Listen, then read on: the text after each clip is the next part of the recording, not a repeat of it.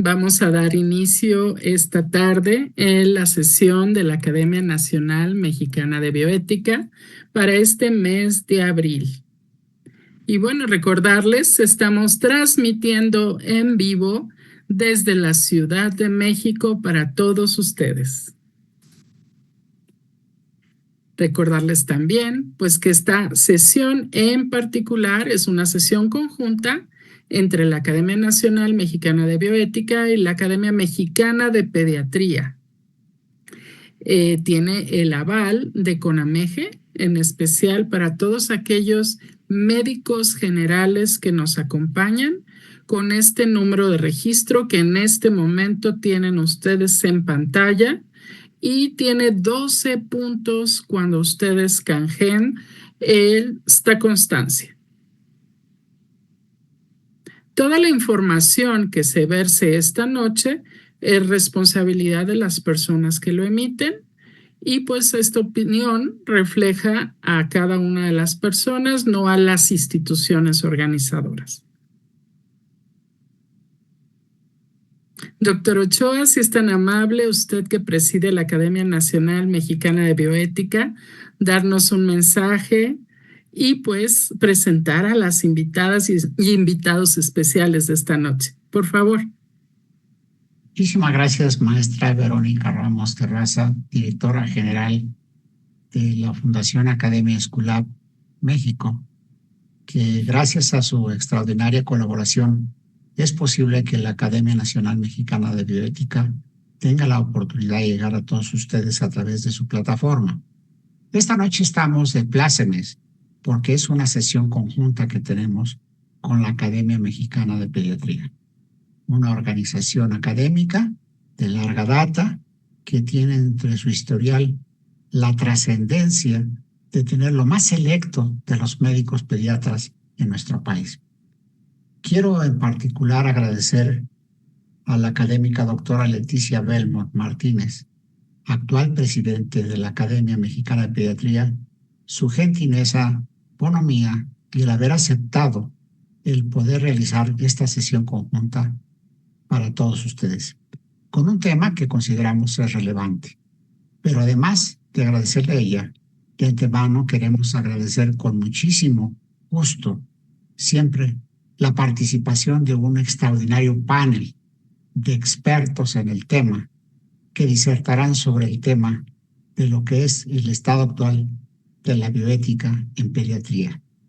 Tema fundamental en nuestra práctica cotidiana y especialmente en el área pediátrica, en el cual se presentan algunas circunstancias muy particulares, como puede ser el consentimiento informado o el asentimiento para muchos de ellos. Por otra parte, el enfrentarnos a veces a cuadros desgarradores en el cual la angustia y la incertidumbre nos lleva a poder proporcionar cuidados paliativos a estos casos cuando desafortunadamente no son diagnosticados en etapas tempranas o el padecimiento es sumamente agresivo. Pero no quiero ocupar más tiempo, quiero dar paso en la primera presentación a la académica doctora María Cristina Caballero Velarde, que es una distinguida médico pediatra intensivista, egresada con la Universidad Nacional Autónoma de México, pero que uno de sus aspectos fundamentales, y yo considero que además del conocimiento es su pasión que tiene por la bioética, misma que la llevó a realizar su maestría en bioética en la Universidad Panamericana. Por supuesto, es miembro titular de la Academia Mexicana de Pediatría y nos honra en decir que tuvo a bien dirigir los destinos de la Academia Nacional Mexicana de Bioética con un gran acierto. También es miembro fundadora de diferentes organizaciones y consejos. Actualmente es profesor de posgrado en la Universidad Nacional Autónoma de México y en la Universidad Panamericana. Y por supuesto, tiene una prolífica producción académica y científica, pero uno de los actos importantes es la autora del libro El acto médico ante la biotecnología, la ética y la ley, publicada en 2019. Muchas gracias por estar aquí con nosotros, doctora maestra Cristina Caballero. y creo que vamos a disfrutar con mucho en su tema. Posteriormente, tendremos la oportunidad de escuchar a la académica doctora Irma Alejandra Coronado Zarco. ¿Quién es ella? Es otra distinguida médico pediatra, egresada del Instituto Nacional de Perinatología, una institución también con un extraordinario prestigio académico. Es médico adscrito a alojamiento conjunto en el Instituto Nacional de Perinatología y tiene un importante papel en la Unidad de Cuidados Intensivos Neonatales en el Centro Médico Nacional 20 de noviembre del ISSSTE. Ella cuenta también por su entusiasmo, dedicación y compromiso con la atención, específicamente una maestría en Ciencias de la Bioética desarrolladas en el Instituto Nacional de Pediatría. Es miembro numerario de la Academia Mexicana de Pediatría. Es integrante del Global Neonatal Advisory Committee en la Academia Americana de Pediatría. Es participante del Seminario de la Globalidad de Calidad de Vida al Final de la Vida por la Universidad Nacional Autónoma de México. Actualmente es subdirectora de neonatología en el Instituto Nacional de Pediatría, desde 2016 a 2024. Exsecretaria del Consejo de Certificación de Pediatría en la sección de neonatología, en donde es su área de expertise, y es exsecretaria de la Federación Mexicana de Neonatología de México.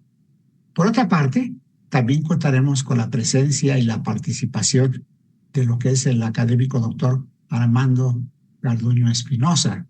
Es un destacado médico pediatra del Instituto Nacional de Pediatría que cursó su posgrado de alta especialidad en cuidados paliativos pediátricos en el Instituto Nacional de Pediatría de la Universidad Nacional Autónoma de México. Por supuesto, es miembro académico de la Academia Mexicana de Pediatría y actualmente se desempeña como jefe del Departamento de Soporte para la Calidad de Vida del Instituto Nacional de Pediatría.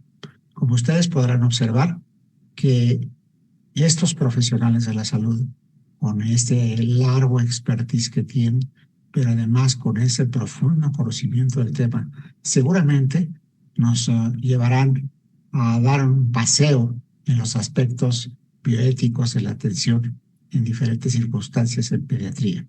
Pero quiero también tener la oportunidad de poder escuchar a la académica doctora Leticia Belmont Martínez, actual presidenta de la Academia Mexicana de Pediatría, que nos está acompañando y que nos dirija unas palabras para iniciar este evento académico. Muchas gracias por estar aquí, a todos ustedes que están en forma electrónica acompañándonos en diferentes partes de la República y Latinoamérica. Así es de que espero que sea de extraordinaria utilidad para todos ustedes. Y gracias nuevamente por estar siguiendo las actividades de nuestra Academia Nacional Mexicana de Bioética. Académica doctora Leticia Belmont, bienvenida, muchísimas gracias por estar aquí y le escuchamos con atención. Muchas gracias. La Academia Mexicana de Pediatría se complace enormemente de participar con la Academia Mexicana de Bioética en un tema pues muy interesante, de gran relevancia, en donde el pediatra cada día más está involucrado. Tenemos la fortuna de contar con académicos de alto nivel que nos van a compartir su experiencia y pues solamente les doy la bienvenida. Agradezco a la Fundación de Ausculap también, a la Academia de Bioética, a los doctores participantes y a la doctora Carolina Villegas, que va a seguir coordinando. Y pues bienvenidos sean todos los que se están conectando de manera virtual. Este es un espacio que se ha preparado con mucho cariño para todos los que están presentes, y la Academia Mexicana de Pediatría reitera su compromiso con todos estos temas a favor de la niñez, de los adolescentes y de todos nuestros colegas y la comunidad médica. Muchas gracias y bienvenidos sean todos.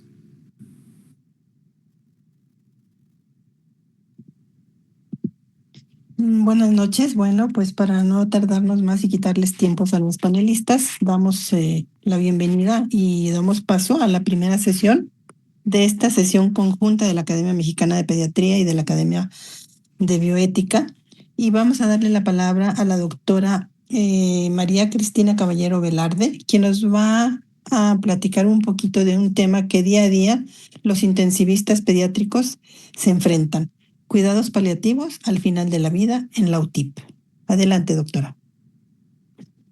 Bien, pues buenas noches a todos los presentes por cualquier vía que estén comunicados con nosotros.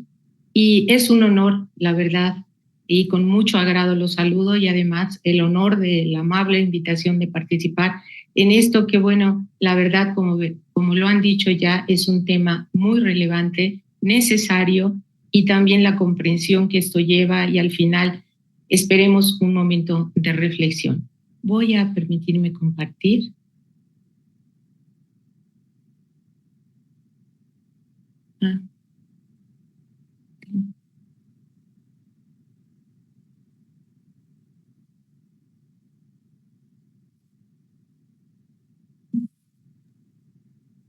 No me... Marco, ¿podemos apoyar a la doctora Cristina? Un momentito, es que para compartir, un momento.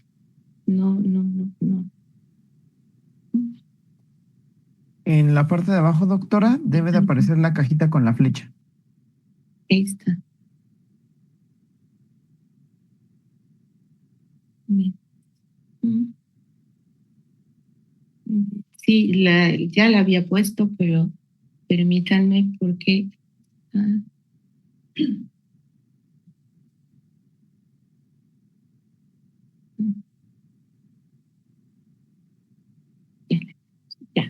Ya estamos aquí. Muy bien.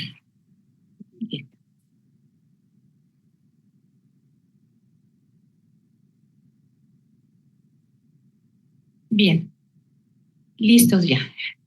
Bien, como decíamos, ahora en el tiempo que nos ocupa, trataremos de resumir, porque el contexto es amplio, y tendremos primero un especial interés en ver el desafío que este tema nos favorece a todos los que participamos en la atención del paciente grave. Esta toma de decisiones, cuando menos una orientación para poder decidir. El cuidado integrado que siempre será reconociendo la importancia de la familia. Estamos hablando de aspectos de pediatría y la medicina ahora tiene la tendencia de estar centrada sin duda en la familia también. Los conceptos que involucraremos, que desde luego, aunque sea someramente, vemos que la inteligencia artificial que está en todas partes está también aquí ayudando en este concepto. Y finalmente la intención es que podamos tener un acto reflexivo en torno a todo esto. Es indudable que en la tendencia de los últimos años el incremento en la atención de los pacientes con enfermedades que son complejas y que son crónicas va en aumento creciente. Y obviamente muchos de ellos llegan a las terapias intensivas. El paciente aquí tenemos la obligación de liberarlo de cualquier situación que amenace en ese sentido su autoestima, su identidad y obviamente su dignidad. Es la intención.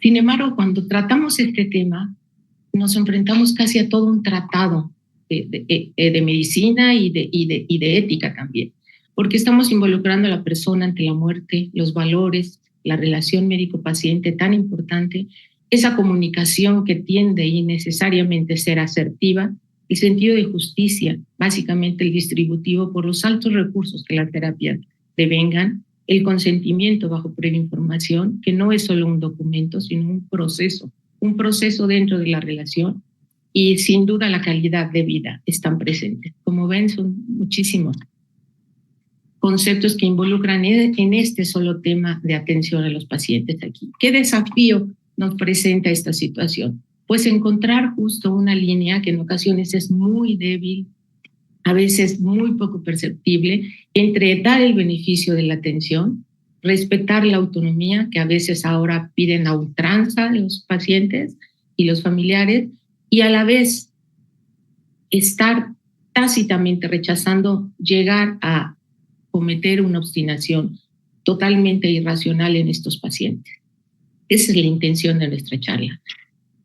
Mencionamos que como beneficencia al tratarse de este tema, involucra el retiro del tratamiento cuando ya no es eficaz, cuando se ha tornado agresivo y cuando significa una disminución en la calidad de vida del paciente. Entonces llega el momento de preguntarnos, bueno, cómo seguimos adelante. Número 1, enfocando totalmente la decisión desde etapas muy tempranas sobre los tratamientos, que siempre son cambiantes, siempre son con el objetivo y el riesgo-beneficio, y obtener y establecer claramente las metas y cuidados de corto y largo plazo.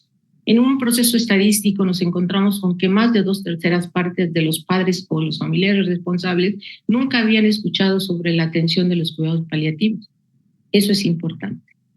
Nos encontramos en un ambiente de incertidumbre. Este es parte de la naturaleza misma de la ciencia médica. No solo lo viven los pacientes, los familiares, sino también los médicos. Entonces, ante esta incertidumbre es necesario evaluar y aplicar una evidencia científica, siempre que la haya, pero también llegan momentos en que se deben de tomar decisiones cuando esta evidencia no existe o simplemente es insuficiente o es poco pertinente.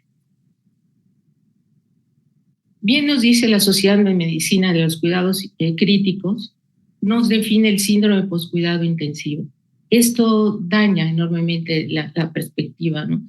Afecta la salud, alteraciones incluso mentales, y sabemos que este efecto traumático en los pacientes afecta en forma muy alta, de un 30 a un 50% de los pacientes. Por lo tanto, merece nuestra prevención, nuestros cuidados en torno a esto. Esto engloba y tiene secuelas, estos síndromes de cuidados intensivos, y secuelas tanto físicas, que pueden ser en mayor proporción respiratorias, neuromusculares, etcétera, pero también cognitivas y también psíquicas, aumentando los estados depresivos, de ansiedad, de estrés, en fin. Importante reconocer el sentido de vulnerabilidad que todo el ambiente tiene en ese momento. Son vulnerables tanto los pacientes, sin duda, ante cualquier proceso de enfermedad, como la familia. Y esta vulnerabilidad nos hace referencia a la posibilidad de daño y a esa finitud que tenemos, esa vida finita que todos tenemos como seres mortales. Es tan importante esta situación que se reconoce a la vulnerabilidad en la Declaración Universal sobre Bioética y Derechos Humanos de la UNESCO en el 2005. Lo pone como un principio ético para establecerse y tiene como meta el respeto a la dignidad humana. Nosotros sabemos y hemos vivido que bajo estos estados, obviamente de vulnerabilidad, la persona se torna incapaz de comprender la información que se le está dando, o de apreciar, o de juzgar, o de tomar los beneficios o las cargas o las consecuencias que sus propias decisiones en un momento pueden tener. Es muy libre la situación de decidir, pero siempre lleva el compromiso de aceptar las consecuencias de lo que hacemos, sin duda. Entramos a un rubro importante que parece ser muy simple. Lo ponemos aquí, la toma de decisiones en el paciente terminal en una terapia intensiva, que no necesariamente tiene que ser pediátrica, en cualquier terapia intensiva, pero tratamos de entender, de definir y de actuar. Suena más o menos sencillo, pero aquí nos vamos también hacia el cuidado integrado que mencionábamos de la familia, tomando en cuenta esa calidad de vida, sus expectativas, sus creencias, las metas y los deseos que ellos involucran. Que nos comprendan es fundamental, ¿no? Y nosotros también dar ese confort en las terapias intensivas que ahora tienen un especial interés en la atención de los pacientes. Tenemos que hablar de esto desde momentos muy tempranos, cuando tenemos al paciente y no sabemos aún precisar su evolución o su extrema gravedad, con un lenguaje que sea muy comprensible y basándonos en una realidad o tratando al menos de ubicar a los familiares en la realidad en la que están ahora viviendo. Esa medicina centrada en la persona reconoce esta necesidad básica y en ocasiones de compartir, la necesidad de compartir indudablemente con la familia, hasta extremos en que muchas veces se participa o se beneficia o se permite en un momento dado que los familiares estén presentes en procedimientos que antes no era ni siquiera pensable, como procedimientos invasivos o bien en una reanimación cardiopulmonar. Este concepto solo de integrarlos cambia este concepto en la familia, de ser unos visitantes solamente pasivos, expectantes, con pérdida de control y con una sensación total de impotencia, a participar ampliamente, al menos en las cuestiones en que ellos puedan participar directamente, ¿no? ¿Qué requerimos para esto hasta donde ahora estamos, en el punto que hemos llegado? Una imparcialidad completa, totalmente ser imparciales. No profundizamos en cada uno de estos, los mencionamos. Una escucha activa, ya la habíamos mencionado, el crear un ambiente de respeto. En la mesa está el juego, la dignidad de la familia, del paciente, pero también la de los médicos y de todo el personal de salud. Hay que abrirse más hacia la diversidad y pensar siempre que eso no es un juicio. Aquí no va a haber perdedores ni tampoco ganadores. La objetividad es importante y no debemos nosotros de aumentar nuestras emociones hacia el paciente. Créanme que ellos tienen la cantidad suficiente de emociones, a veces en combinación y en contraste, para que uno las aumentara más. La solución debe siempre considerarse en la perspectiva del equipo de trabajo. Siempre es en busca del mejor interés del paciente. ¿Qué nos dice el mejor interés del paciente? Puede determinar cuáles tratamientos sí debemos otorgar, si son útiles, si son oportunos también. Siempre se basa en ese principio de proporcionalidad terapéutica, ¿sí? En ese juicio que no se pierde en todo el trayecto, no solo día con día, sino momento a momento en que el paciente está con nosotros. Siempre hay que ver riesgo-beneficio de lo que estamos otorgando. Y al final, ¿quién decide? ¿Quién en conjunto tenemos que decidir si compartimos incluso con la misma familia? Esta toma de decisiones, al menos en el grupo médico, nos preguntamos, ¿será precisa la definición de determinalidad? ¿Es necesario que la podamos escribir como tal? ¿O se basa en varios contextos, como es los datos objetivos? Sin duda. Pero los datos subjetivos también, aquellos tratamientos que vemos que no hay respuesta, aquellos índices de morbimortalidad que sacamos continuamente y que nos dicen si va mejorando, si va respondiendo o por el contrario. Y obviamente basados también en la percepción del equipo de trabajo y en sus valores propios también. Entonces nos preguntamos, ¿existe el consenso entonces en el personal de UTIP para contestar esto? ¿Tenemos una perspectiva médica? ¿Es la muerte una evolución natural? ¿Es así o no? ¿O las intervenciones curativas solo están prolongando el proceso de muerte? Entonces, ¿es eso nuestra participación fundamental y ponernos de acuerdo? Dijimos que no podemos pasar esa línea delgada a veces y llegar a una obstinación terapéutica. Esta también se llama distanasia y siempre lleva implícito un componente de crueldad o de tortura. Y que no va unido a veces, ¿no? Como con el avance científico, tecnológico, porque nos rebasa. Nosotros podemos seguir y podemos prolongar incluso una agonía. Pero esta sola práctica atenta contra el principio de no maleficencia, el primer principio, primum non nocere. Recordemos eso. ¿Qué nos lleva a un tratamiento fútil, a esta obstinación terapéutica? Una ausencia oportuna de los objetivos terapéuticos, una confusión en un momento dado, como podemos tenerlo cuando empezamos o son residentes de inicio, porque ignoramos un momento dado la perspectiva y el pronóstico, o porque tenemos desconfianza. ¿Cuándo entonces son los cuidados paliativos? Bueno, la Organización Mundial de la Salud y la Academia Americana de Pediatría proponen que se inicien los cuidados paliativos en forma muy temprana, ahora lo veremos, al momento incluso de un diagnóstico de una enfermedad grave que ya amenaza la vida. Esto es, el objetivo es aliviar los síntomas y tener una proporcionalidad razonable en nuestro actuar diario.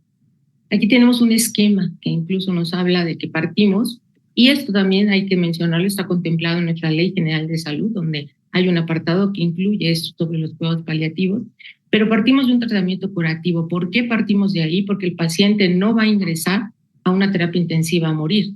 Ese no es un motivo de ingreso.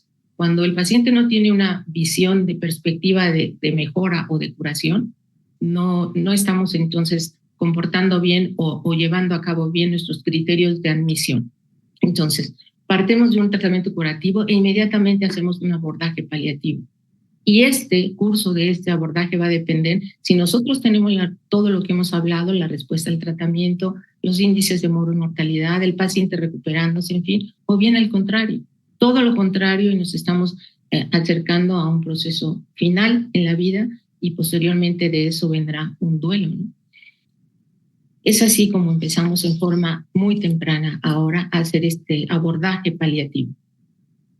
Los objetivos y las metas quedan claramente definidas en una adecuación del esfuerzo terapéutico.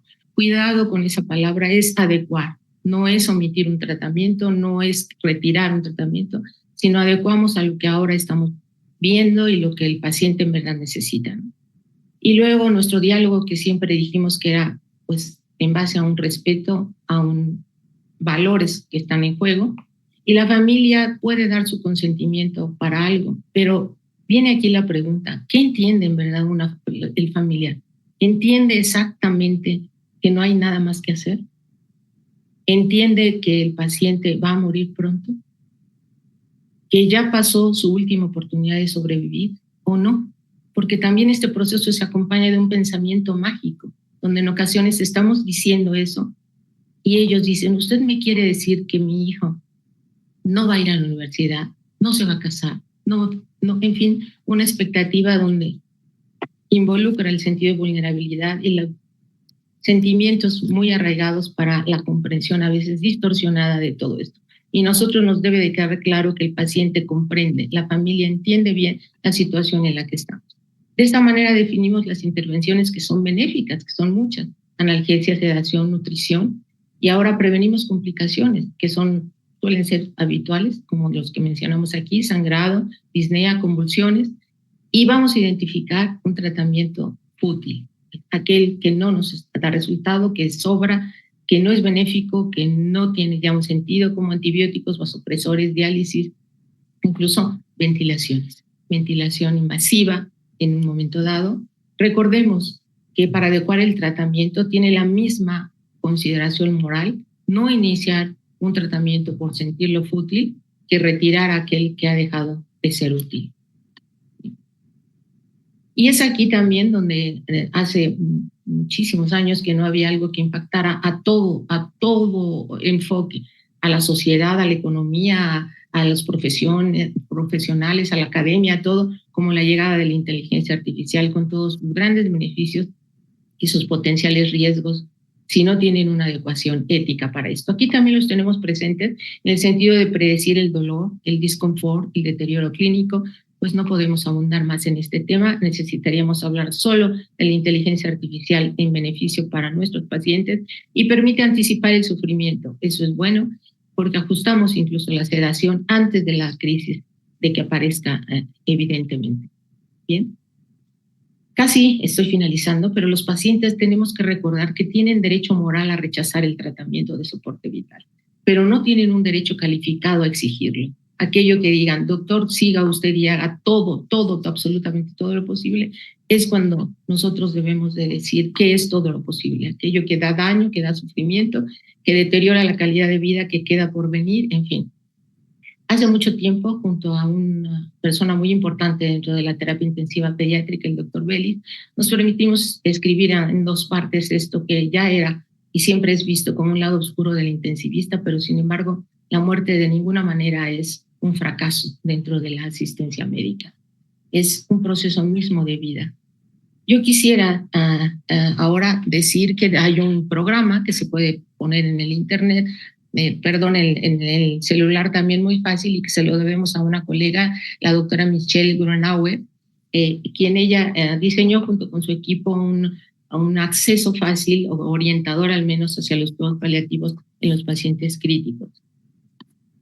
Estamos finalizando con el sentido de conciencia. La conciencia es algo que nosotros, todo el mundo cuida, el estar conscientes y el estar satisfechos de nuestras propias acciones y decisiones. En nuestra respuesta, recordemos, radica nuestro conocimiento y nuestra libertad, pero también en nuestra respuesta radica el poder de nuestras decisiones siempre, en todo momento. Decisiones sin duda que a veces son muy difíciles cuando se trata de niños críticos, gravemente enfermos sin duda. Finalizamos con una reflexión, porque finalmente escribir sobre la toma de decisiones al final de la vida es un tema de interés muy en el sentido bioético y también profesional, pero es sin duda un acto de juicio médico, de buena comunicación, de trabajo en equipo, de liderazgo, que hay muchas formas de ser unos buenos líderes, sometiéndose, por supuesto, a la normatividad de cada sociedad y país. Y bueno, con esto yo agradezco con mucho el favor de su atención. Muy amable. Muchísimas gracias, académica doctora María Cristina Caballero, por tu interesante plática. Esperamos preguntas al final y damos paso a otro tema interesante que es en los recién nacidos y que le corresponde a la académica doctora Alejandra Caballero de darnos la sesión que es asistolia fetal inducida. Adelante, doctora Alejandra, con este interesante tema.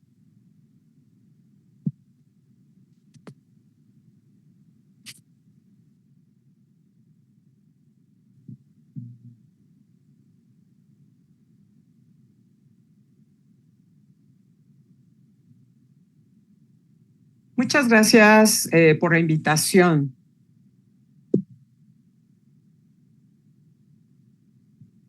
Y bueno, antes que nada, me gustaría aclarar que lo que yo voy a hacer ahorita en realidad es una invitación a la reflexión sobre un tema complejo, difícil y que en realidad entró dentro de mi espectro profesional hace poco tiempo. Estamos viendo una de las imágenes que está sacando la NASA sobre el lado oscuro de la Luna. Y la perspectiva que podríamos tener cada uno de nosotros, dependiendo de nuestra edad, nuestro contexto, el sitio donde vivimos, qué tanto nos interesa la astronomía, puede variar mucho.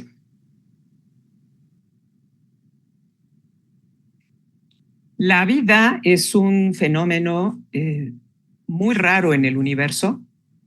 Hay una paradoja de Fermi que habla de la poca probabilidad que existe a partir de la poca evidencia que tenemos de vida fuera de nuestro planeta.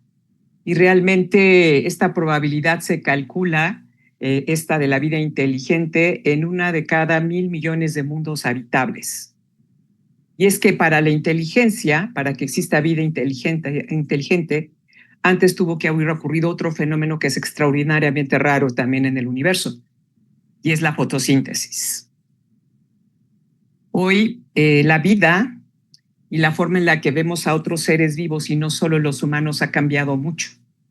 Lo tenemos en el bagaje cultural, la posibilidad de que existan seres inteligentes en otra parte del universo siempre está latente, siempre está reflexionándose en distintos ámbitos, incluidas estas películas que conocemos muchos de nosotros, pero también en el respeto a vidas microscópicas. Este es el oso acuático, un ente que mide 1 milímetro y que justo ha viajado al exterior de la Tierra y ha sobrevivido afuera de órbita. Es un animal que tiene una capacidad de sobrevida que probablemente dé mucha luz para continuar nosotros nuestra vida y nuestra existencia como seres humanos. Y esta valoración de la vida de repente también entra en controversias cuando vemos el estatus que actualmente han adquirido mascotas como puede ser un perro en nuestra sociedad. Hoy lo puedo decir porque ya me tocó verlo. Existen restaurantes donde tienen acceso las mascotas, pero no los niños. Y eso deja mucho que pensar sobre la forma en la que estamos dando prioridades a las cosas importantes. Y bueno, queda como algo patente y latente que la probabilidad de que un óvulo sea fecundado y la probabilidad de que ese óvulo sea implantado y que comience con una historia de una persona es algo tremendamente complejo, difícil y sofisticado dentro del sistema universal. Y sin embargo, entender la vida, comprender la vida y comprender el tema del que yo voy a hablar es como esa caricatura que les pongo del elefante y cómo cada quien desde su perspectiva y la faceta o el aspecto que le toca ver de este elefante concibe al elefante. Una persona ve la trompa y dice que parece una serpiente, Una persona ve la pierna y dice que parece una palmera. Una persona ve la cola y piensa que el elefante es como un ratón. Otra persona le toca la oreja y piensa que el elefante es como un abanico. Y así es la realidad. La realidad es algo que varía de perspectiva a perspectiva, de persona a persona, y en circunstancias que cambian todo el tiempo. Les planteo esta frase muy conocida de José Ortega y Gasset: yo soy yo y mis circunstancias. Y me gustaría agregar algo que él puso allí: y si no la salvo a ella, no me salvo yo.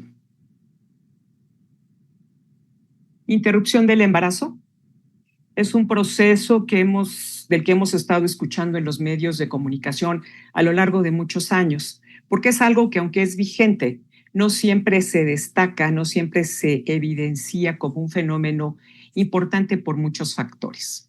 Y sin embargo, hoy es un hecho que existe la interrupción del embarazo y que esta existencia legal de la interrupción del embarazo ha pasado por muchos procesos en los que están involucrados la ley en sí misma, la Constitución, las leyes y la normativa administrativa, los derechos humanos, entre muchas otras cosas que ahorita vamos a analizar.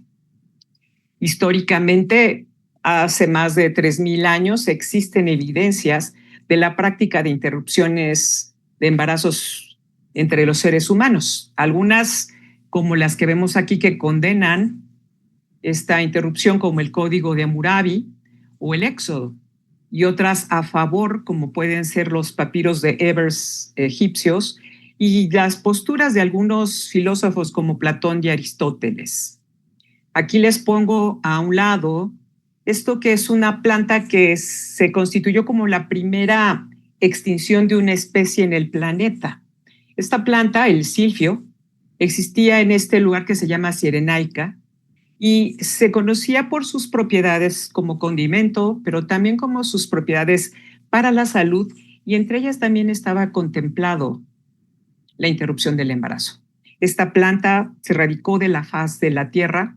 Hasta hace poco fue que se descubrió en una pequeña zona de Turquía, que parece que hay otro sitio donde todavía existe esta planta. ¿Por qué se consumió? ¿Por qué se acabó?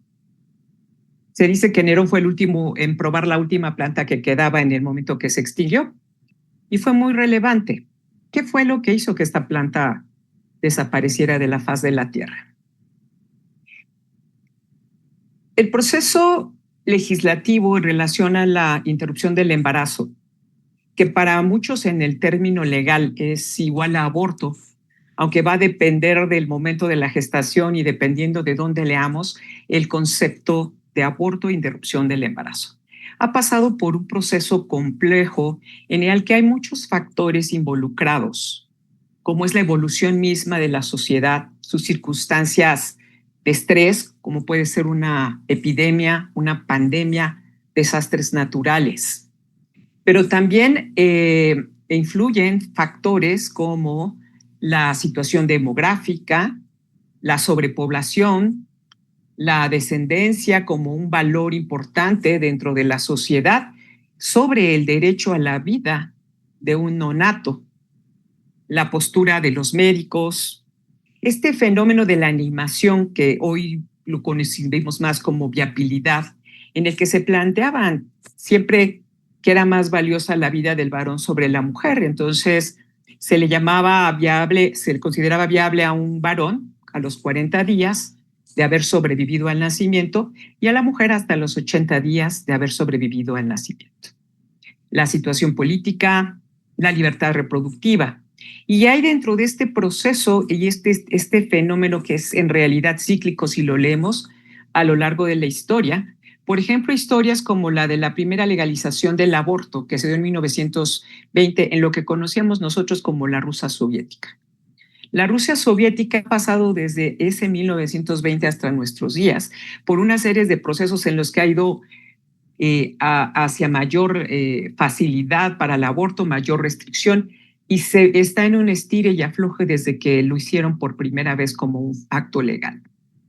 En China, el control demográfico y la sobrepoblación hizo que cambiaran sus políticas y sus leyes en relación a la interrupción del embarazo y empezaron a ocurrir fenómenos interesantes y terribles también, si lo queremos ver desde ese punto de vista, porque pues al parecer en esta toma de decisiones se llegó a un desbalance en el número de hombres versus mujeres, derivado de una selección preferente por la no interrupción del embarazo hacia los varones. Y hoy se calcula que en China hay un excedente de 45 millones de hombres, lo que nos habla mucho de procesos silenciosos que estuvieron involucrados en este desbalance. También tenemos el fenómeno de la revolución sexual, en el que se empezaron a ver las circunstancias en relación al ejercicio, no solo para cuestiones funcionales o de perpetuación de la especie, sino también como parte fundamental del desarrollo de los seres humanos, el tener una vida sexual. La India en 1971 también, derivado de muchas circunstancias políticas y religiosas, desarrolló su acto de determinación médica del embarazo. Y en los procesos, que estos son algunos ejemplos, el ir y venir de la flexibilidad o no legal para interrupción del embarazo ha variado y seguirá variando por muchísimo tiempo.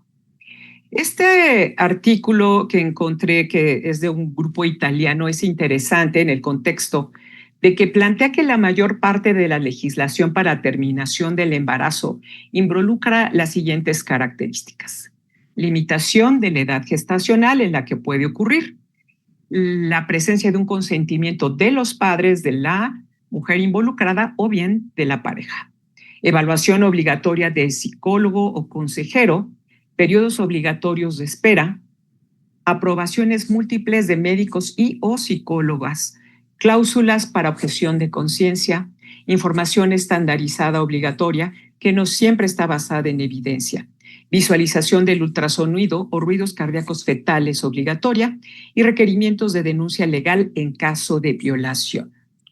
Son características definidas en la mayor parte de la legislación a nivel mundial, que obviamente van a variar de país a país. Un punto importante es considerar si el embarazo es un riesgo para la salud. Bueno, datos del 2023 plantean que 700 mujeres fallecieron por día por causas prevenibles. Esto significa que cada 2 minutos una mujer muere por causas relacionadas con el embarazo. Evidentemente, la justicia en la distribución de esta oportunidad de ejercer el derecho a ser madre, si lo queremos ver así, es todavía algo que tenemos como reto social, no solo en el mundo, también en México. Se calcula que esta diferencia es de riesgo de muerte varía. Si hablamos de países de alto de ingreso económico, que podemos encontrar que una de cada 7.933 mujeres fallece, versus un país en el que una de cada 66 mujeres que se embaraza fallece. Entonces, esto nos habla de circunstancias de inequidad y de justicia que todavía tenemos pendientes en torno a este fenómeno del embarazo. Además, sabemos que una mujer embarazada corre más riesgo de muerte en áreas de conflicto, en áreas de desastre, en epidemias. Las causas que se citan con mayor frecuencia es la hemorragia obstétrica, el aborto inseguro, infecciones, complicaciones en el parto y preeclampsia.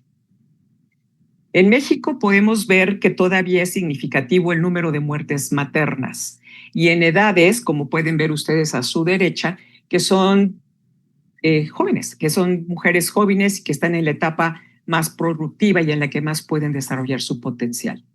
Es evidente que la pandemia afectó la mortalidad materna de manera significativa y para muchos grupos este fenómeno de la muerte materna implica una restricción en la oportunidad de vida de estas mujeres. Hay otras circunstancias importantes. Muchos de los embarazos que ocurren en el mundo, de acuerdo a la UNESCO, no son deseados, no fueron intencionados.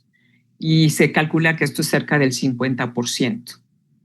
Esta circunstancia se asocia en muchos análisis sociales a que las mujeres que llegan a tener embarazos no deseados tienen afectación de los aspectos de educación, de participación social y reproductiva, de sus aspiraciones vitales y de la participación social. Se sabe, como ustedes pueden ver en la lista a la derecha, hay una gran cantidad de factores involucrados en la presencia del fenómeno del embarazo no deseado, de los cuales me gustaría destacar, por ejemplo, la falta de acceso a información y anticonceptivos adecuados a las circunstancias y a las necesidades de las mujeres. Un cuarto de las mujeres que se embarazan no pueden negarse a tener relaciones sexuales.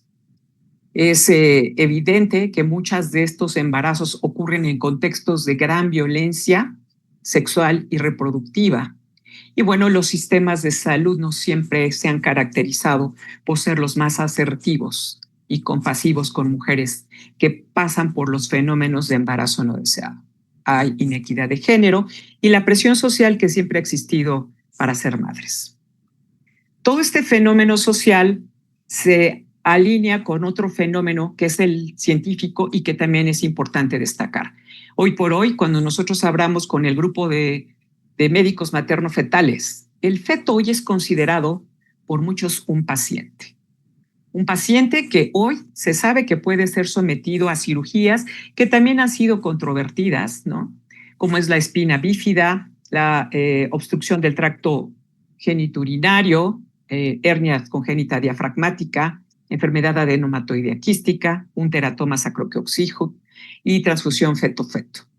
Hay prospectos para hacer intervenciones como el trasplante de células madres y terapias génicas en útero. Hoy por hoy, el feto es concebido como un paciente desde el punto de vista médico-científico. Yo soy neonatóloga y muchos de mis pacientes a lo largo de mi carrera han sido bebés que si no hubieran nacido se hubieran mantenido varias semanas siendo fetos en el útero, por lo que este tipo de circunstancias de las que hoy estoy hablando también me impacta por lo que soy y por lo que hago. Me gustaría mencionar este concepto de viabilidad, en el que hoy no solo se trata de hablar de bebés prematuros, se trata de hablar de enfermedades congénitas que hoy sí tienen alternativa, de enfermedades genéticas que hoy sí tienen alternativa.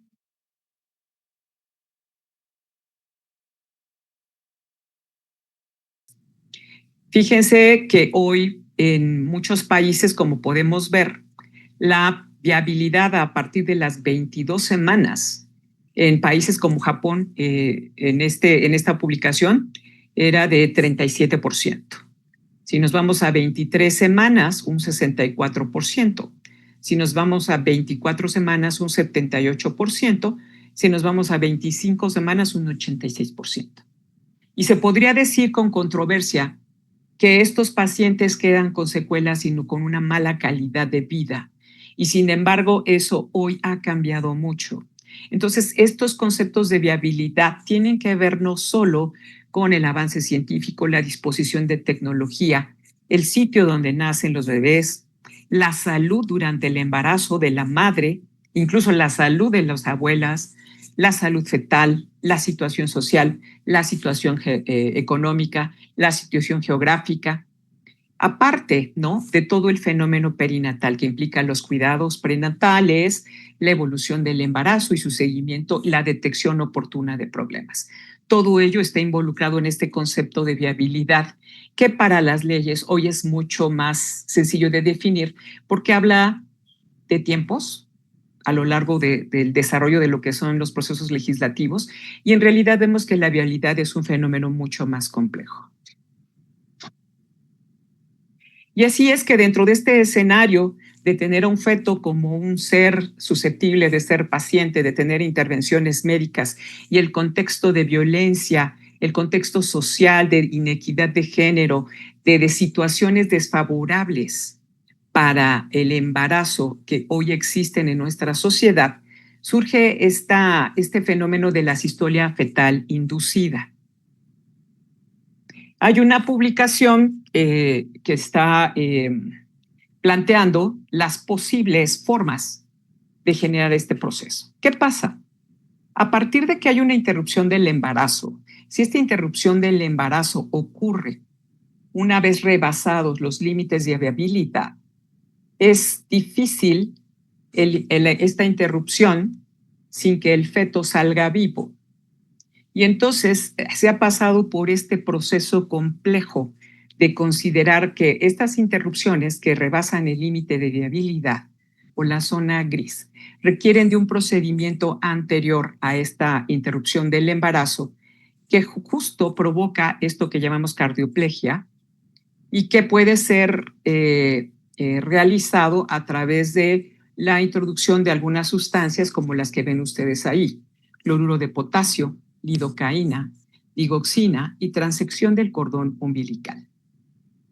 Dentro de los elementos que incorpora este organismo internacional se encuentran a considerar la viabilidad, las implicaciones legales, el dolor fetal y las indicaciones que se plantean son de distinta índole. Ciertamente hay indicaciones médicas, hay indicaciones legales, hay situaciones éticas y el deseo expreso de una mujer por una interrupción del embarazo en este momento. Uno de los casos que planteó esta posibilidad fue la microcefalia que generaba o que genera todavía la infección temprana por Zika en el embarazo y que lamentablemente esta microcefalia no puede ser detectada con solidez antes de las 28 semanas de gestación. Evidentemente, esto planteó en su momento la posibilidad de interrupciones por arriba de los límites de viabilidad ante un diagnóstico que normalmente no ocurre antes de las 28 semanas de gestación y que contemplaba dentro de su práctica como tal esto que conocemos como asistolia fetal inducida. Hay distintas publicaciones, distintas posturas y distintos análisis que hoy podemos leer sobre cómo fue la vida y las implicaciones en mujeres que tomaron la decisión de una interrupción del embarazo y no interrupción del embarazo y qué implicó desde el punto de vista social y contextual y obviamente médico el tomar una u otra decisión. Lo podemos ver sobre todo en países latinoamericanos como Colombia, como Brasil, como México, en donde se plantearon muchas circunstancias de modificación de las leyes ante un fenómeno que estaba siendo muy llamativo y muy impactante para la sociedad.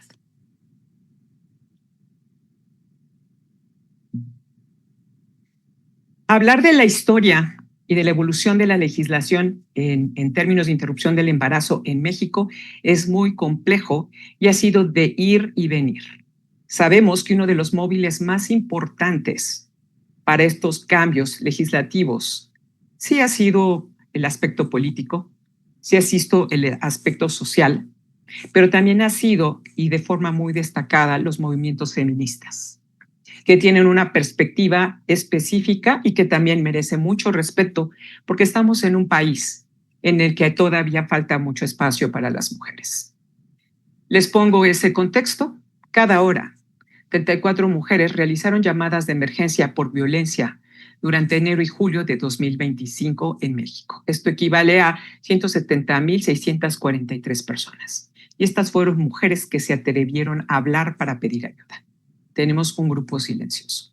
Y en todo este proceso, desde la conciencia de las mujeres de que era necesario modificar sus derechos, los movimientos, las perspectivas que también hay que respetar, de respetar la vida desde la concepción, los aspectos religiosos, los contextos sociales, los casos emblemáticos. Hay muchas mujeres que han tenido circunstancias médicas, sociales y legales y que se han vuelto íconos de estos procesos de desarrollo de lo que hoy conocemos como la legalización de la interrupción del embarazo. Ya hoy nos encontramos en 2023, el año en el que se determina por la Suprema Corte de Justicia que es inconstitucional criminalizar el aborto. Y hablo de aborto no solo por abajo de 12 semanas, no solo por abajo de 20 semanas, hablo de aborto en cualquier momento de la gestación.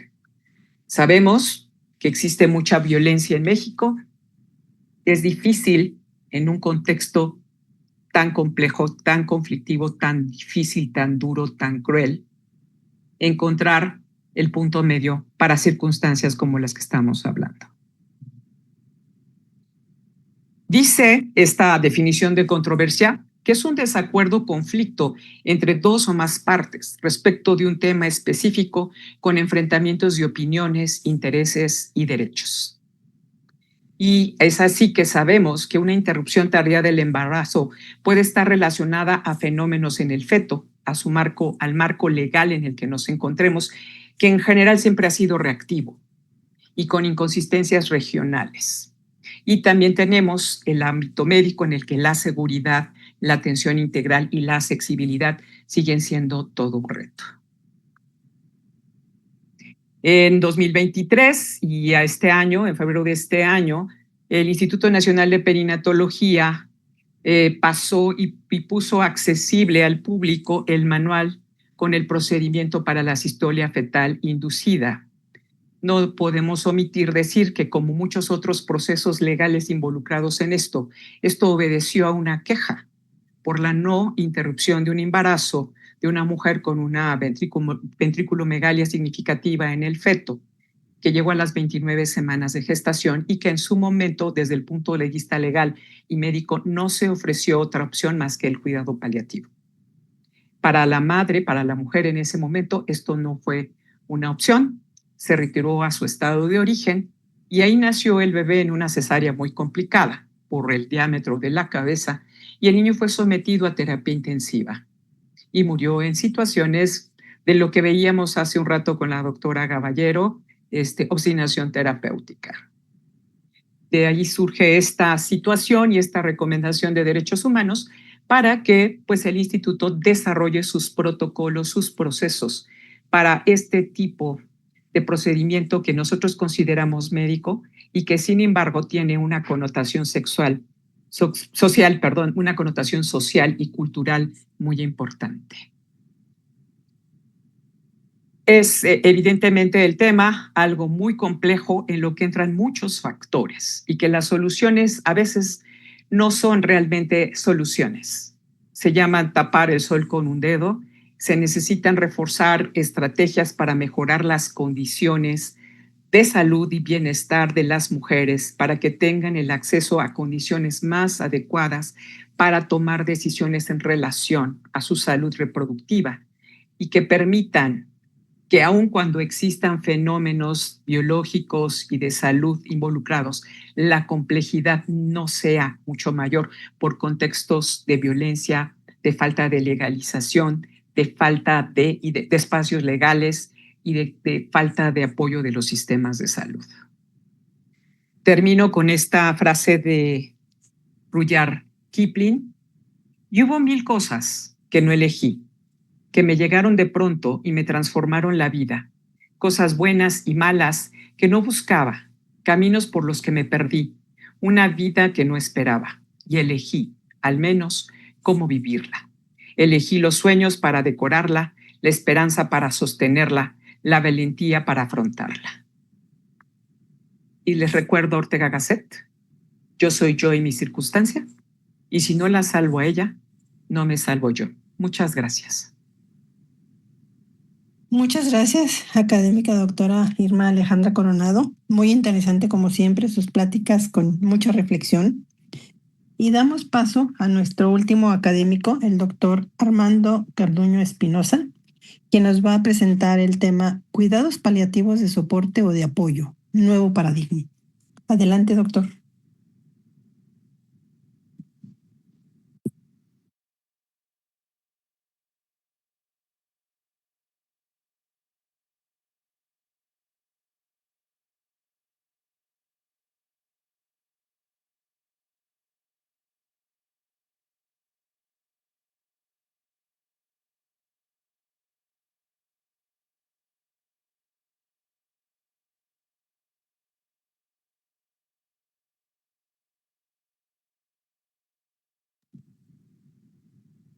Doctor Armando.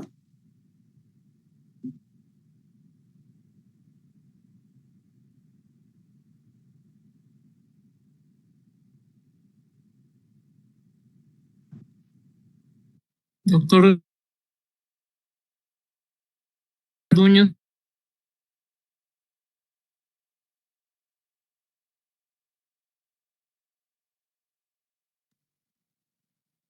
Doctor Garduño.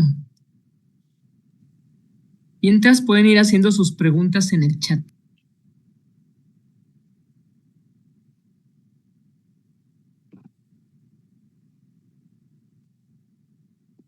Mientras entra el doctor Garduño. También la cámara. Sí, ¿me escucha? Sí, ¿Me escucha, adelante. doctora? Sí, ¿Me adelante. escucha? Buenas Sí, noches. Buenas noches. Buenas noches. Primero, pues muchas gracias, le agradezco mucho la invitación a estas dos grandes academias para platicar un poco acerca de otro tema que es muy importante en bioética, que es el de que el enfermo muy grave. Y quisiera realmente perseguir un objetivo muy preciso, que es el nuevo enfoque que tienen los cuidados paliativos en la actualidad. Para eso, para centrarnos y poner el contexto, es importante que sepamos qué es lo que opina el pueblo de los cuidados paliativos. Nosotros sabemos que la voz del pueblo es la voz del cielo, el pueblo es sabio. Entonces dicen las personas, cuando les hemos preguntado qué piensan de los cuidados paliativos, pues hay una palifobia muy marcada, porque la gente entiende que mandan allá a los pacientes cuando ya no se puede hacer nada por ellos. Así les dice el cirujano, el oncólogo, etcétera. Vas a ir a paliativos porque ya no se puede hacer nada. Y entonces hay otra serie de ideas que tienen, como las que dicen aquí, que ahí se mueren todos, que ahí son drogas muy potentes, etcétera, etcétera. Entonces, este es lo que piensa el pueblo. Pongamos de relieve qué es el cuidado paliativo en la actualidad. Ya la doctora Caballero adelantaba un poquito, pero el cuidado paliativo es un enfoque de atención integral. ¿Qué quiere decir? Que vea al niño como una persona, como un ser humano, no vea al paciente como un cuerpo, no lo ve como un sistema o como un órgano, lo ve como una persona que tiene los mismos derechos que todas las demás personas. Entonces, se dan este tipo de atención integral, se da a niños que tienen enfermedad grave, hablando de pediatría. Niño que tiene enfermedad grave, así nada más, desde que se hace su diagnóstico, y el propósito es, evidentemente, en muchos casos, salvar la vida del paciente, curar al paciente, o que viva el mayor tiempo que se pueda con la mejor forma de vida posible. Ese es el objetivo del cuidado paliativo. Y si nosotros vamos a un hito de bioética que fue propuesto por el centro más importante de ética del mundo, que ha sido el Hastings Center de Nueva York, y vemos esos 4 fines que propuso el doctor Callahan, Daniel Callahan, vamos a avanzar muchísimo en lo que cada paciente necesita, sea en cirugía, oncología, hematoterapia, urgencia, donde sea. Entonces, estos 4 objetivos dicen que cuando la persona está sana, pues hay que hacer medicina preventiva, conservar la salud. No necesita cuidados paliativos esta persona. Pero cuando alguien se enferma, hay que ofrecer un tratamiento con la medicina más segura, la más científica, basada en la evidencia. Y aquí, cuando es una enfermedad grave que amenaza la vida, por supuesto, la enfermedad grave lleva implícito el sufrimiento, la angustia y toda una crisis familiar. Aquí puede entrar muy bien el soporte de calidad de la vida. Cuando el paciente tiene una enfermedad crónica que es incurable, por ejemplo, una persona que tiene lupus eritematoso, un adolescente con lupus, esta es una enfermedad incurable, pero este paciente puede vivir muchos años y puede tener una calidad de vida bastante aceptable, y aquí el soporte de la calidad de vida es muy importante para que se logre este objetivo. Y también cuando el paciente está en el final, que todos nos tocará naturalmente, que está con una enfermedad muy avanzada, un cáncer muy avanzado, o una enfermedad final de cualquier otra índole, neurológica, lo que ustedes quieran, entonces aquí tiene derecho a recibir una atención paliativa del final que le permita aliviar sus síntomas agobiantes, que le permita elegir qué desea el paciente, que haga su voluntad anticipada para que se favorezca una muerte apacible. Entonces vean todo el espectro de necesidades que tienen los distintos pacientes, porque ningún paciente es igual. Avanzamos mucho con estos conceptos de los fines del doctor Callahan. Por otro lado, esta diapositiva me parece que es la más importante de esta pequeña presentación, porque los cuidados paliativos tienen dos tipos. Hay dos tipos de cuidado paliativo. El que se llama cuidado de soporte o de apoyo, que son a niños que se dan cuando tienen desde el diagnóstico, cuando tienen una enfermedad incurable, digo una enfermedad que se puede curar, por ejemplo, cáncer o una cardiopatía, que con cirugía se puede curar, o pacientes que tienen una enfermedad incurable, limitante para la vida y que pueden vivir mucho tiempo, años de vida. Y entonces, este es el cuidado de soporte, ayudar a que la calidad de vida sea la mejor posible para curar al paciente y en el caso que no se pueda, para que viva el mayor tiempo de la mejor forma. Y también los otros tipos de cuidados son los cuidados del final, los tradicionales, los que piensa la gente, que lo mandan a paliativos cuando ya no se puede hacer nada o porque le dicen que está en la etapa terminal, que ya va a fallecer muy pronto. Entonces, estos cuidados del final se llaman cuidados terminales o de tipo hospicio, que se pueden dar en casa o se pueden dar en el hospital. Y estos dos tipos de cuidados se conocen juntos como cuidados continuos. Esto es algo muy importante y es el nuevo paradigma que tenemos que nosotros conocer como profesionales de la salud. Aquí en estas fotografías ven a este joven del lado izquierdo que está con Cristi, la enfermera del servicio. Este joven, esta foto se le tomó cuando fue dado de alta por mayoría de edad del instituto. Entonces, este paciente duró mucho tiempo con nosotros y recibía terapia de soporte, tenía una enfermedad neurológica, ustedes ven que necesita bastante ayuda, pero que tenía una calidad de vida limitada, pero aceptable. Y en la otra foto ven a Abel, un chiquillo que tenía un linfoma, que estaba libre de enfermedad y que había sido paciente de cuidado paliativo. Cuidados de soporte. Aquí ven a otra nena que tiene una enfermedad crónica. Almita tiene una distrofia muscular progresiva que le va limitando su calidad de vida, la va minando poco a poco, pero la niña tiene una calidad de vida aceptable. Entonces, ¿qué necesita? ¿Cuidados paliativos del final o cuidados paliativos de soporte para que viva el mayor tiempo que se pueda de la mejor manera? Cuidados paliativos de soporte. También están los cuidados del final, que estos cuidados del final son para que el paciente tenga un final apacible. Aquí están estas imágenes. Este joven, Juan Jesús, que tenía un osteosarcoma con muchas metástasis pulmonares y estaba atendido en un programa de visita a domicilio, que es un lugar bastante bueno para estos pacientes, con medicamentos, con apoyo de oxígeno, sin ninguna cosa invasiva, ni está en terapia, ni está en ningún otro lado. Está con su familia, en su casa, con su pobreza, como sea, siendo atendido con lo que él necesitaba específicamente. Y aquí en esta otra fotografía ven a este niño, también se llamaba Jesús.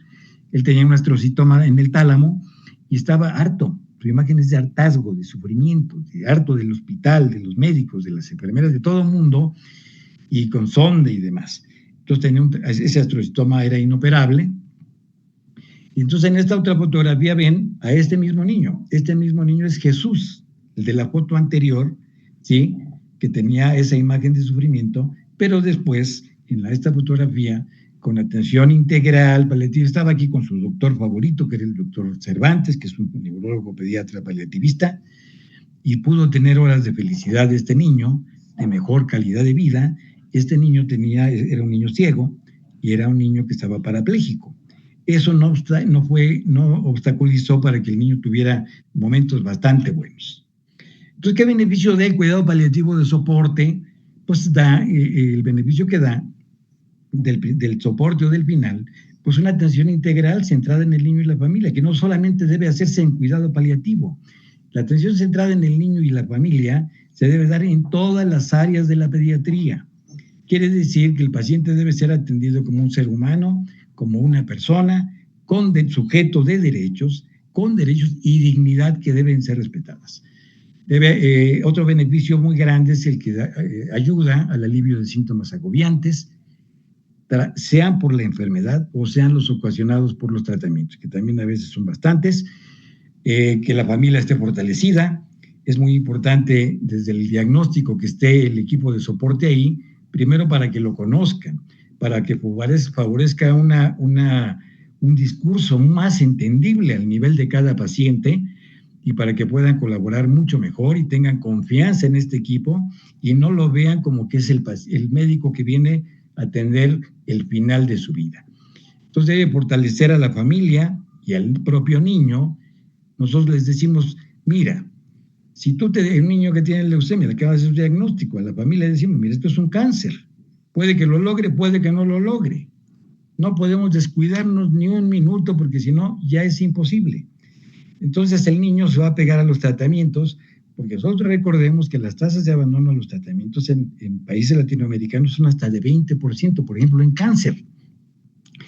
Entonces, insisto en que debe respetar este enfoque de atención, derechos del niño, y puede proporcionarse en todos los niveles de atención.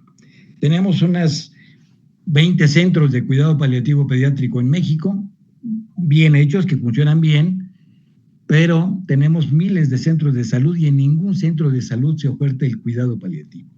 Vean el atraso que tenemos. Entonces, el cuidado paliativo no habla de la muerte. El objetivo no es la muerte digna. El objetivo del cuidado paliativo es que el paciente tenga la mejor calidad de vida posible hasta el último instante de su vida. Entonces, son un prototipo de atención centrada en el niño y la familia. Decimos que tratan al niño como un sujeto de derecho, que va buscando el mayor interés del menor, que decía la doctora Caballero, basado en una medicina científica, solidaria, compasiva, naturalmente, y llena de valores humanos. Como dice la doctora Cortina, la excelencia de la práctica médica. Entonces también debemos recordar esta frase de Pedro Lane, que es una frase que ejemplifica todo lo que debe hacer la medicina. Dice que las normas rectoras del acto médico inexorablemente tienen un imperativo moral, que respeten la vida, la integridad y la dignidad del enfermo. Una frase bastante contundente. Y pongamos un ejemplo de una enfermedad prototipo de la actualidad, enfermedad crónica no transmisible. El cáncer infantil en nuestro país tiene un 57% de curación. ¿Cuánto es bueno? Nos debemos preguntar, ¿vamos bien o vamos mal con 57% de curación? No, pues estamos bastante mal, porque en países avanzados la tasa de curación puede ser de 80 a 90%. Entonces, vea todo lo que tenemos que trabajar para que el niño llegue más temprano a ser atendido y no llegue como ocurre en la actualidad, donde 3 de cada 4 niños llegan en etapa avanzada. ¿Cómo vamos a poder curar a esos pacientes si llegan en etapa avanzada? ¿Cómo detectar pronto si no se enseña? No se enseña en pregrado. ¿Eso cómo los médicos generales van a detectar esto? Tiene que enseñarse en pregrado toda esta información, porque yo les decía que las tasas de abandono en países de bajo recurso llegan hasta el 20%. 1 de cada 5 niños de cáncer abandonan el tratamiento, porque no tienen ese tratamiento integral. Entonces el reto es enorme y también es importante que todos los profesionales de la salud, al menos en México, de los que estén ahorita, de los mexicanos, que el cuidado paliativo es parte de las 4 acciones que debe de desarrollar todo profesional de la salud. Lo marca la ley de este país. Algunas personas dicen que no les gusta el cuidado paliativo, no es de gustos, es una competencia que debe tener. Hay una ley nacional que es el artículo 166 bis, hay un reglamento que es el 138 bis, que tienen amplia información del cuidado paliativo, y recordar que es una política pública de salud. Hay ley nacional, una ley que es el 166, hay reglamento, hay acuerdos del Consejo de Salubridad General sobre la obligatoriedad de todas las instituciones del país, de adultos y de niños, para ofertar cuidado paliativo. ¿Dónde se oferta cuidado paliativo? Para preguntarnos. Pues casi en ningún lado. México tiene un atraso ancestral enorme en cuidado paliativo. Entonces hay que trabajar mucho a este respecto. Hay una norma oficial mexicana y hay leyes de voluntad anticipada en cerca de 20 estados de la República. Hay 4 tipos de pacientes que deben recibir cuidado paliativo. Esto es una clasificación internacional aceptada en todo el mundo, de una asociación de familiares que tienen niños que han recibido cuidado paliativo y del Colegio Real de Pediatría de Inglaterra. Entonces, esta clasificación ACT dice que el grupo 1 de niños que requieren cuidado paliativo son niños que tienen una enfermedad que se puede curar, pero el tratamiento puede no resultar. No estoy diciendo fracasar, sino no resultar. El fracaso implica cierta responsabilidad. Entonces, se hizo lo posible, pero no resultó el tratamiento. ¿Qué pacientes están aquí? Cáncer. Un niño que tiene una cardiopatía congénita, un niño con tetralogía de Fallot, se puede curar y ya, resuelve su problema. El grupo 2 es enfermedad crónica progresiva que no tiene curación y que puede vivir mucho tiempo. Enfermedad crónica de larga duración. Prototipos: fibrosis quística, expectativa de vida de México de 20 años. Veamos en Italia cuánto viven, 50 años o más. O el niño que tiene Duchenne, expectativa de vida de 20 años, ellos no necesitan cuidados del final, necesitan cuidados de soporte. El tercer grupo es el grupo de niños que tienen una enfermedad también incurable, progresiva, pero de progresión mucho más rápida. Entonces, estos niños, como un niño que tenga enfermedad de Tay-Sachs, tienen una vida corta, 3 años, 4 años de sobrevida. Niños que tienen síndromes genéticos letales, que viven 1, 2 o 3 años, pero nada es absoluto. Nosotros tenemos una nena de trisomía 13, que es un síndrome letal, que tiene 18 años, 18, 19 años, que se dio de alta por mayoría de edad en el hospital. Nada es absoluto. Y entonces en el grupo 4 también son niños que tienen una grave discapacidad, pero que están estáticos, ni progresan, ni se deterioran. Están estáticos, niños con estado vegetativo permanente por asfixia perinatal grave, y prematurez, y hemorragias cerebrales, etcétera, la disgenesia cerebral. Esos son los 4 grupos que engloban, y se propone ahora, de acuerdo a los estándares internacionales de cuidado paliativo de la Asociación Europea de Cuidado Paliativo Pediátrico, se propone que se abra un quinto grupo que es el de recién nacidos, para atención prenatal y natal y postnatal. Y la pregunta es: ¿a dónde vamos? Entonces, ¿a dónde queremos ir? Pero esto es para una reflexión para toda la medicina, no solamente para la medicina paliativa. En la medicina debe tratarse al niño con respeto, como una persona. Si un adulto tiene derecho, el niño también tiene derecho. La problemática en lo que presentaba la doctora Coronado, es decir, de acuerdo a la ley de México, dice: el feto no tiene derechos, pero la mujer sí tiene derechos. Entonces hay una controversia enorme, que ese tema fantástico que presentó seguramente requiere una gran discusión, porque es de una gran polémica. Entonces, el respeto a los derechos del niño y su dignidad son el centro de la atención de pediatría, no solamente del cuidado paliativo. Y entonces, esta área en la que tenemos oportunidad de participar desde hace muchos años, propone que el niño sea tratado con respeto, en forma considerada, justa, leal, de una manera benevolente, de una manera compasiva. Y estoy diciendo compasión porque no es que se tenga lástima por un niño que está en tragedia o una familia que está en tragedia, sino se debe tener una actitud de protección para ese pequeño, y ayuda, una actitud solidaria. Es la medicina compasiva, escuchar al paciente. Los médicos estamos muy, muy tentados hoy a hacer una medicina paternalista otra vez. Señora, le van a hacer una traqueostomía, hay que hacerle una traqueostomía a tu niño. No le proponemos, sino casi le estamos ordenando. Y nosotros debemos recordar que el paciente dispone, el médico propone y el paciente dispone. Y en la fase final, evitar excesos de los tratamientos, permitir un desenlace natural, apacible. Este jovencito tenía un neuroblastoma, Diego, que estaba muy invadido por todos lados, y estaba en casa con su mamá, tratando de atenderle síntomas agobiantes como es el dolor intenso. Y con esta finalizo, porque no solamente tiene una serie de bondades enormes el cuidado paliativo en la atención integral, sino que desde el punto de vista financiero, si el doctor Kersenovich viera esto, o el doctor, Zoe Robledo del Seguro Social, entre otros, estarían muy convencidos de que habrá que impulsar el cuidado paliativo, porque tiene atención domiciliaria el cuidado paliativo. El paciente está mejor en casa, muchas veces, sobre todo el paciente avanzado, y vean lo que cuesta un día cama en México, en tercer nivel de atención. 15,000 pesos en una camita convencional, en tercer nivel. Pero en terapia intensiva, vean lo que cuesta en México, 82,000 pesos el día cama. Un paciente intubado que puede estar en su casa, 50,000 pesos el día cama.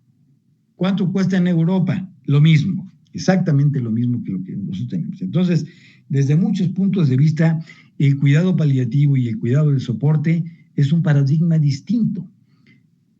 No es aquel cuidado del final de la vida, sino esto tenemos que tenerlo, enseñarlo en las escuelas de medicina, enseñarlo en los hospitales, y creo que tenemos mejor atención para los pacientes que tienen enfermedad grave. Muchas gracias. Muchísimas gracias a los tres panelistas. Hay muchas felicitaciones por un tema interesante, enfocado literalmente a pediatría, que es nuestra función. Y dado el tiempo, vamos a hacerle solamente una pregunta a cada uno de los ponentes. Y la primera pregunta va para la académica doctora Cristina Caballero, que dice, aparte de felicitarla, ¿cómo hacer entender a los médicos de las terapias intensivas no llegar a encarnizarse dentro de cada servicio, no exclusivamente a la UCI? Esa pregunta es fundamental, de verdad. Es como una corona, la corona de algo emblemático. Hemos luchado a través de esto.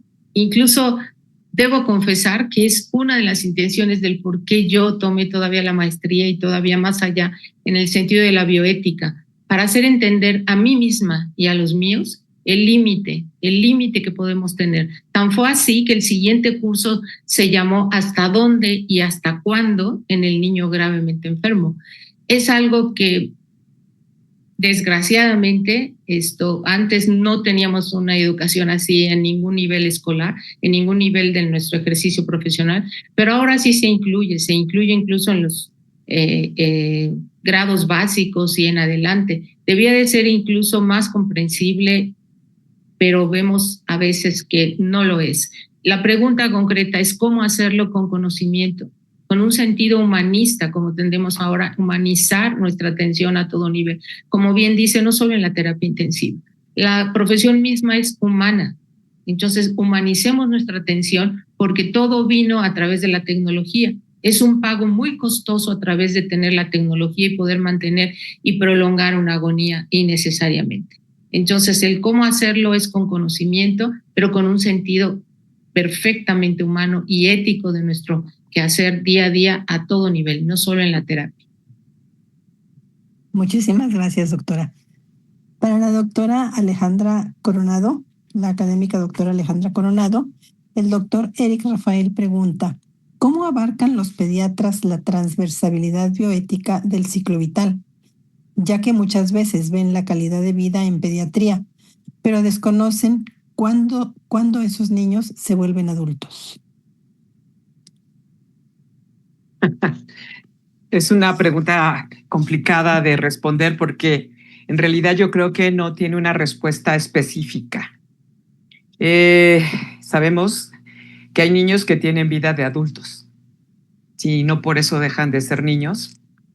Es como cuando preguntan cuándo un prematuro deja de ser prematuro, ¿no? Y hay respuestas que dicen en unas semanas y hay gente que dice que nunca dejan de ser prematuros.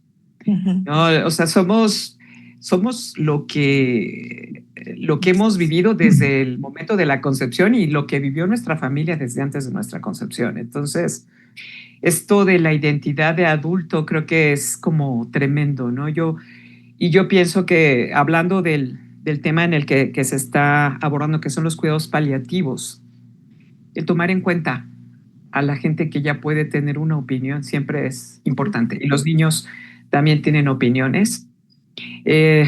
A mí me toca muchas veces cuando asumo este tipo de temas, porque la verdad era un tema que me resultaba muy incómodo por muchas situaciones, cuando me lo propuso la doctora Leticia Belmont, los fetos no tienen voz, ¿no? Y no por eso dejan de ser valiosos. El encasillar a un niño como adulto, encasillar a un feto como un ser humano, es algo muy complejo y que requiere de un análisis mucho más profundo. Creo que no es una no es una pregunta que tenga realmente una respuesta válida, que cada quien es, como lo decía Ortega Gasset, es esa persona y su circunstancia. Muy bien, muchísimas gracias, doctora. Y por último, para el doctor Garduño, del doctor José Cruz de la Cruz, ¿qué tipo de soporte en cuidados continuos le dan a un niño en fase terminal? ¿Lo envían a casa o se queda en el hospital en caso de no contar con red familiar o que esté en el abandono? Mire, el cuidado de soporte es para niños que se pueden curar o que tienen una enfermedad crónica que puede durar meses, años. Ese es el cuidado de soporte, soporte para la calidad de la vida del paciente, se pueda curar o no se pueda curar. Cuando el paciente está en la fase final, son cuidados paliativos terminales, así se les conoce, de tipo hospicio, y ambos cuidados se llaman continuos. Entonces, se pueden hacer en la casa, se pueden hacer en el hospital, en cualquier lado, en un hospicio, donde sea. Entonces, cuando un niño está en la etapa terminal, que la etapa terminal en pediatría no tiene un concepto claro. Es una etapa de un deterioro clínico generalizado, un deterioro orgánico generalizado, que lo hace con muchas fallas, que lo hace irreparable prácticamente, que no se puede recuperar un paciente, no se puede salvar. Entonces, quiere decir que el paciente va a fallecer en poco tiempo, en pocos días, en pocas semanas, pero es una visión clínica que tiene un grupo que son grupos de expertos o que conocen de este tipo de pacientes. Entonces, el paciente, la terminalidad que dice todavía la parte antigua de la Ley General de Salud, aquel paciente incurable con una expectativa de vida de 6 meses o menos, no, ese no aplica en pediatría. En pediatría no hay concepto de terminalidad en temporalidad, en tiempo no hay. Pero el paciente en etapa final, en la etapa terminal, si tiene una red de apoyo, pues se va a su casa con todos los apoyos, puede irse a domicilio, puede tener visita a domicilio del hospital, nuestro servicio presta equipos, etcétera, etcétera. El que tiene una red de apoyo, una familia que puede recibirlo. Cuando el paciente está en abandono, que no tiene ninguna red, tenemos un problema, porque si hubiera instituciones que reciban niños muy enfermos en la fase final y pudieran ser cuidados de una manera favorable, digna, se podrían enviar a esas instituciones. No hay, no existen. No existen esas instituciones. Nosotros tenemos un caso muy reciente, y no era un niño en etapa terminal, pero un niño que tenía un hepatoblastoma, se curó del hepatoblastoma, un niño de 4 o 5 años, quedó con una falla hepática muy severa, cada ratito tenía crisis de edema generalizado por hipoalbuminemia, y tratarse en terapia intensiva, intubarse, etcétera, etcétera, etcétera.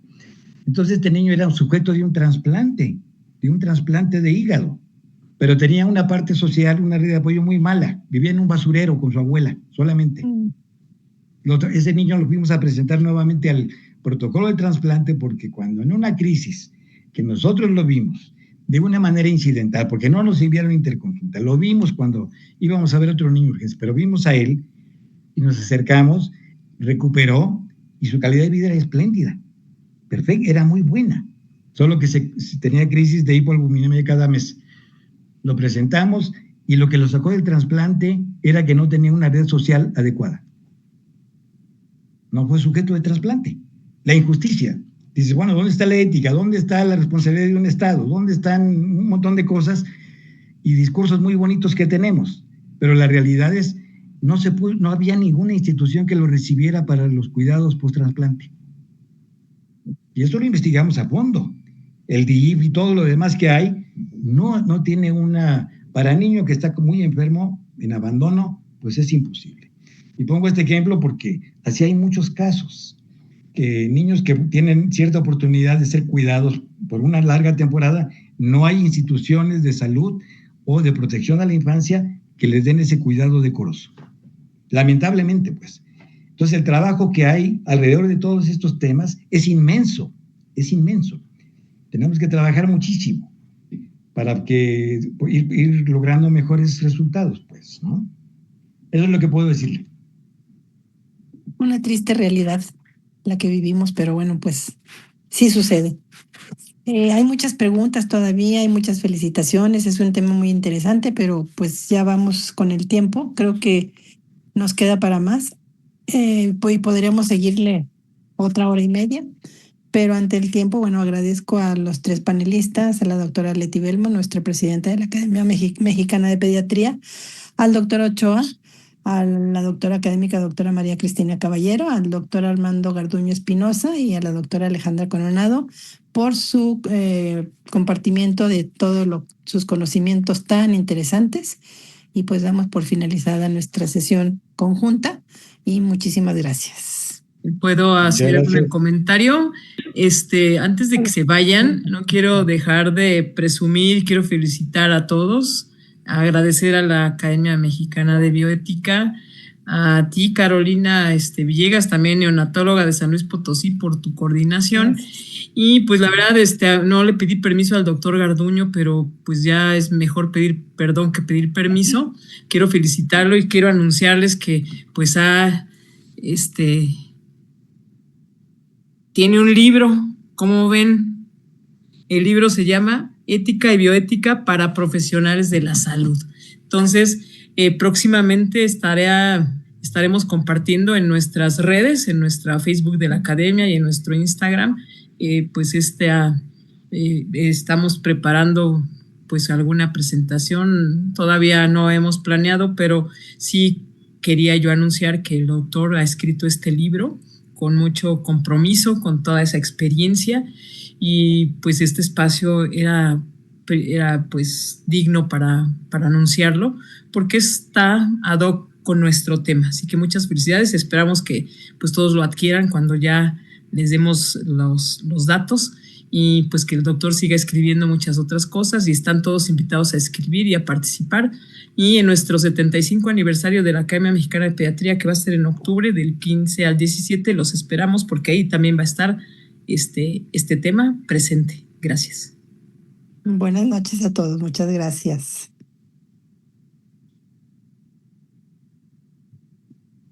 Gracias, doctor Ochoa.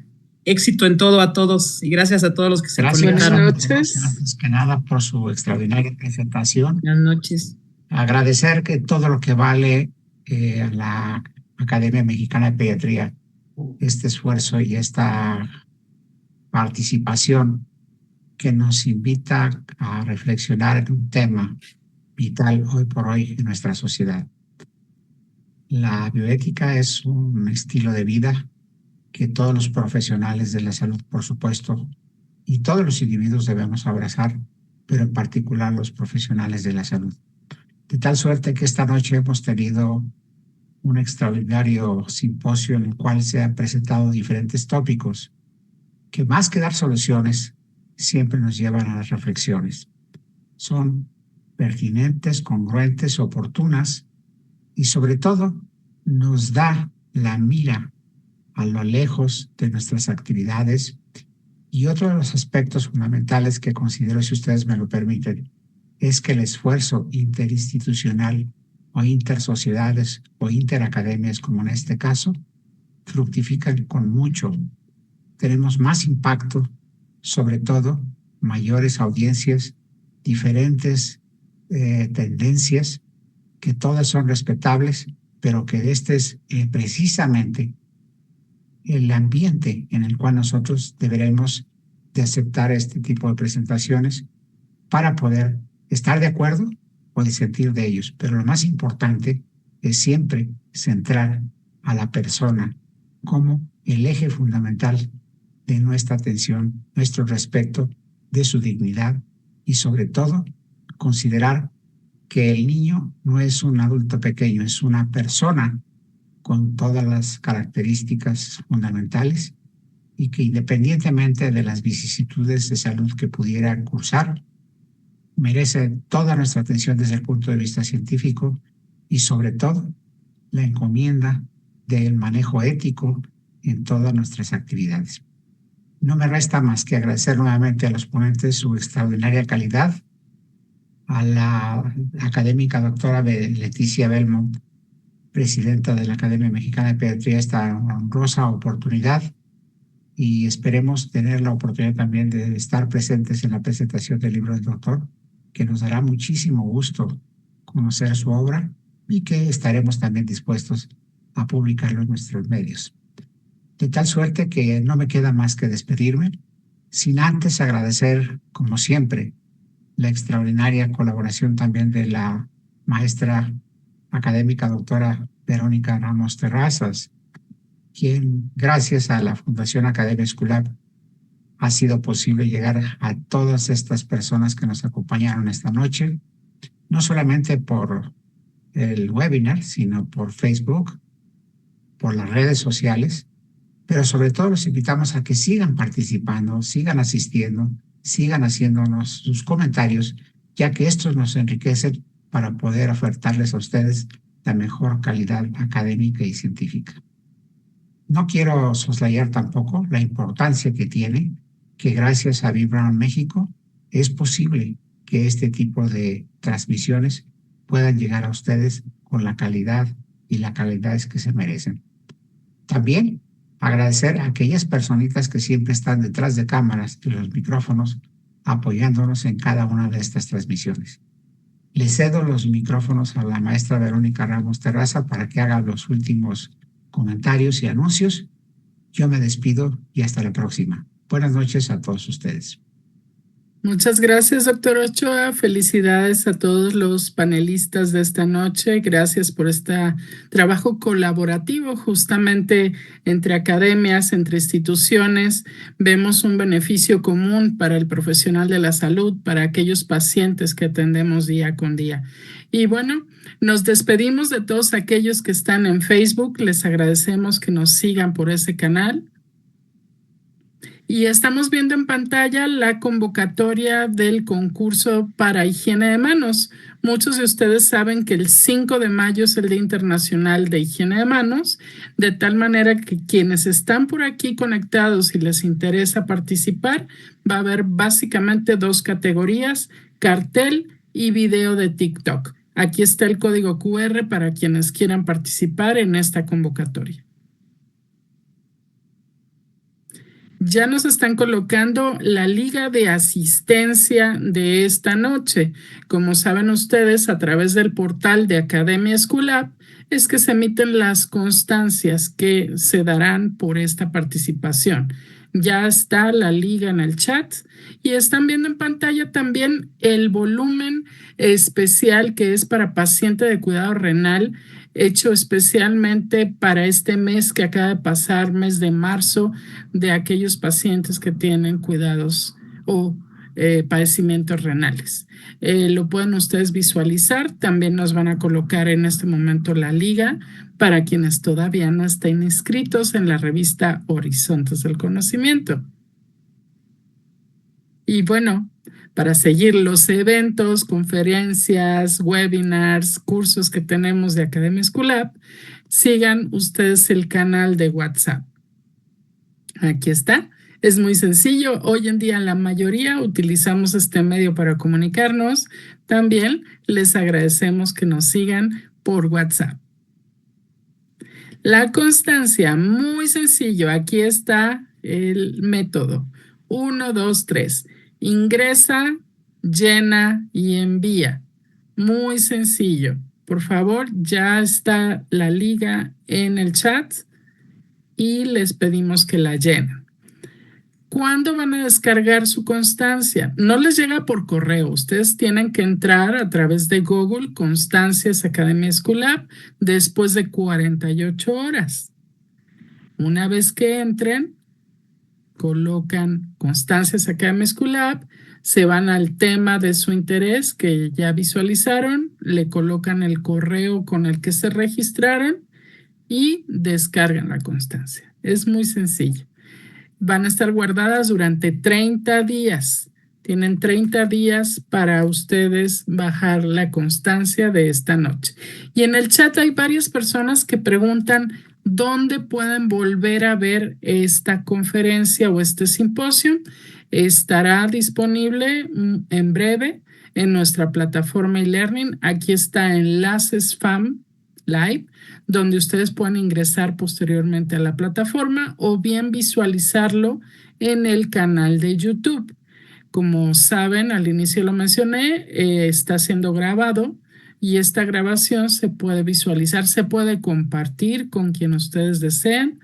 Es totalmente gratuita este conocimiento que ustedes emitieron, quienes estuvieron participando, las preguntas demás.